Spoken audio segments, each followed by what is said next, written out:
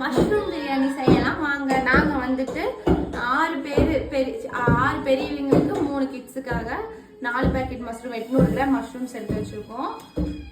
அது வந்துட்டு மஷ்ரூம் பிரியாணியில ஒரு ஸ்டாரு 2 ஸ்டாரா 2 ஸ்டாரு மதராச முக்கு பட்டை, அப்புறம் ஒரு 5-6 ஏலக்காய், சோம்பு, கிராம்பு இதெல்லாம் தாளிக்கிறதுக்கு. இஞ்சி பூண்டு பட்டை கிராம்பு இது வந்து அரைக்கணும், மிக்சியில போட்டு அரைக்கணும். வெங்காயம் வச்சிருக்கோம், கொத்தமல்லி, புதினா, இதுதான் இன்கிரீடியன்ஸ். இவ்வளவுதான். அப்புறம் அரிசி ஊற வச்சிருக்கோம். நாங்கள் ஆல்ரெடி ஒரு 20 மினிட்ஸ் தான் ஊற வச்சிருக்கோமா. ஸ்டார்டிங் ப்ரொசீஜர் பிரியாணி செய்யறதுக்கான செய்முறை பார்க்கலாமா வாங்க. இஞ்சி பூண்டு பேஸ்ட்டை வந்து உள்ள போட்டு அரைக்க போகிறோம். அது கூடயே பட்டை கிராம் இது எல்லாமே சேர்த்து அரைச்சிடுவாங்க. என்ன தூள்? இது கூட வந்து மல்லித்தூள் வந்து நல்ல ஒரு 2 டேபிள் ஸ்பூன். 2 டேபிள் ஸ்பூன் மல்லித்தூள் 2 டேபிள் ஸ்பூன்.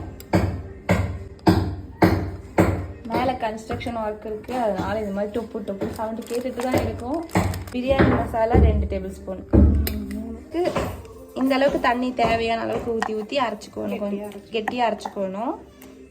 நிறைய பேருக்கு செய்ய வேண்டியதுங்கிறதுனால நாங்கள் 12 லிட்டர் குக்கர் எடுத்து வச்சுருக்கோம். இப்போ குக்கர் வந்து சூடானதுமே எண்ணெய் ஊற்றணும். எண்ணெய் ஊற்றுறேன்.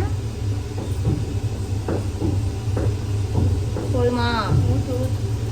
நான் மேலே ஏறி உட்காந்துட்டு எனக்கு சமைக்க போகிறது எங்கள் அக்கா தான். ஆனால் நான் வந்து எரிபடி வேலையெல்லாம் செய்கிறது. பட்டை கிராம் இதெல்லாம் எடுத்து வச்சுருந்தோம்ல, அதெல்லாம் போட்டுறணும். எண்ணெய் சூடானதும் அதை போட்டு ஒரு வணக்கிட்டு அரைச்சி வச்சுருந்த மசாலாவை எடுத்து போடணும். கொஞ்சம் கொஞ்சமாக தண்ணி விட்டு அரைச்சி எடுத்து உள்ளே போடணும். கரெக்டாக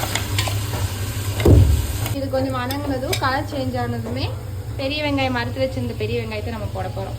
போட்டாச்சா? இது எல்லாத்தையும் போட்டு கலக்குன்னு கலக்க போகிறோம்.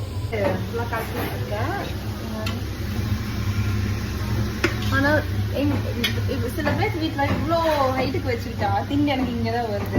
எப்படி நாங்கள் சமைக்கிறது? திண்டெல்லாம் கொஞ்சம் கீழே இறக்கி வச்சுக்கணும். வீடு இனிமேல் புதுசாக வீடு கட்டுறவங்கெல்லாம் வாடகைக்கு விடுறதுக்கு கட்டணும் சரி, இல்லை விலைக்கு நம்மளுக்கு தங்குறதுக்கு கட்டணும் சரி, எல்லாம் திண்டை கீழே இறக்கி வச்சு கட்டுங்க. நான் இப்படி தான் கலக்கிட்டு இருக்கோம். கையே எனக்கு வலிக்குது. ஆனால் நான் சமைக்க மாட்டேங்க, அக்கா தான் சமைப்பா. இருந்தாலும் நான் வந்து சொல்கிறேன்.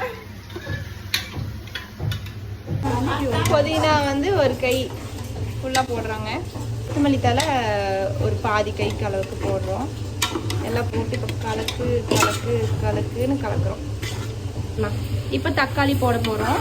தக்காளி அறுத்து வச்சுருந்த தக்காளி எல்லாத்தையும் போடுறோம். இப்போ இதெல்லாம் வணங்கிடுச்சு. ஸோ வந்து இப்போ உப்பு சேர்த்துறோம். கல் உப்பு சேர்த்துக்கிறோம். மசாலாக்கு தேவையான அளவுக்கு உப்பு போட்டாச்சு. பிரியாணி போட்டுடலாமா? பிரியாணி சாரி மஷ்ரூம் போட்டுடலாமா? அது சைடு லைட்டாக நல்லா இப்படி கலக்கி விடணும். எண்ணெய் பிரிஞ்சு வந்ததுக்கப்புறம் மஷ்ரூம் போட்டாச்சு. மஷ்ரூம் போட்டு எல்லாம் கலக்கிறோம். யம்மியாக இருக்கும். மனம் வேற அடிக்குதா பக்கத்தாலேயே உட்காந்துருக்கிறதுக்கு. வெங்காயம் போடும் போதே வந்து பச்சை மிளகா போடணும், மிளகாத்தூளும் போடணும். நாங்கள் வந்து காரம் அவ்வளோவா யாரும் சாப்பிட மாட்டாங்க, குழந்தைகள்லாம் சாப்பிடுவாங்கங்கிறதுனால நாங்கள் வந்து பச்சை மிளகாவையும் மிளகாத்தூளையும் ஸ்கிப் பண்ணிடுறோம். உங்களுக்கு வேணும்னா நீங்கள் போட்டுக்கலாம். 4 டீஸ்பூன் பெப்பர் போட்டுக்கிறோம். நாங்கள் வச்சுருக்கேன். இப்போ தண்ணி வச்சு எடுத்து வச்சுருக்கோம் தனியாக. இதை வந்து நம்ம இப்போ போட போகிறோம். ஃபுல்லாக போட்டுடலாம். போட்டு இப்போ கலக்கிற அப்படியே இங்கே ஜூங்குவா. இப்போ காளான்லேருந்து தண்ணி கொஞ்சம் வர்றதுனால தண்ணியாக கொஞ்சம் தெரியுது. இப்போ இந்த தண்ணியோடு சேர்த்து ஃபுல்லாக அரிசியும் நம்ம ஆல்ரெடி அரிசி ஊற வச்சு அரிசி வச்சுருக்கோமா, அதையும் சேர்த்து நம்ம போடுறதுனால ஃபுல்லாக நல்லா கலக்கிக்கலாம். கலக்கியாச்சா? இப்போ அரிசிக்கு தேவையான அளவுக்கு உப்பு போடுறோம். இவ்வளோ உப்பு போட்டிருக்காங்க. லாஸ்ட்டாக 10 நம்ம எக்ஸ்ட்ரா போட்டுக்கலாம். நாங்கள் வந்து 7 டம்ளர் அரிசி எடுத்துருக்கோம் இவ்வளோ சின்ன டம்ளரில். ஸோ வந்து நாங்கள் பிரியாணிங்கும் போது தண்ணி கம்மியாக தான் ஊற்றுவோம். அதனால 10 டம்ளர் தண்ணி இதில் நான் எடுத்து வச்சுருக்கேன். அதை நான் இப்போ ஊற்றியாச்சு. ஊற்றுனதுக்கப்புறம் அப்படியே கலக்க வேண்டியதுதான். அதுக்கப்புறம் குக்கருக்கு போட்டு இப்போ வந்து நாங்கள் தேவையான அளவுக்குலாம் உப்பு பார்த்துட்டு, இப்போ உப்பு வந்து பார்த்துட்டு உப்பு வந்து கரெக்டாக இருக்கக்கூடாது, கொஞ்சம் அதிகமாக இருக்கணும். அப்போ தான் வந்து சாப்பாடு ஆகும்போது சாப்பாடு வந்து கரெக்டாக இருக்கும். சாப்பாட்டுக்கு கலக்கிறதுக்கு இப்போ உப்பு கரெக்டாக இருக்குது. இதுக்கப்புறம் நம்ம வந்து குக்கர் மூடி போட்டு விசில் போட்டு வச்சிடலாம். மூடி வந்து மேலே அமுத்தி போட்டாச்சு. நான் நல்லா அமுத்தி போட்டாச்சு. விசில் போட்டுடலாம். எவ்வளோ விசில் வேணும்? ஒரு விசில் விட்டு எடுத்ததுக்கப்புறம் ஆஃப் பண்ணிக்கலாம். குக்கரை பொறுத்த வரைக்கும் சில பேர் வந்து கொஞ்சம் குழஞ்சிருக்கும்னு நினைப்பாங்க, சில பேர் உதிரி உதிரியாக இருக்கும்னு நினைப்பாங்க. எங்களுக்கு குழஞ்சும் இருக்காது, உதிரி உதிரியாக இருக்காது, ஓரளவுக்கு மீடியமான டெக்ஸ்டரில் இருக்கும். ஒரு விசில் விட்டுட்டு அது விசில் ஆனதுக்கப்புறம் ஓப்பன் பண்ணிக்கலாம். தேங்க்யூ ஃபார் வாட்சிங் திஸ் வீடியோ. இப்போ விசில் ஆறிடுச்சு. இப்போ பிரியாணி குக் ஆயிடுச்சு. Mushroom biryani ready.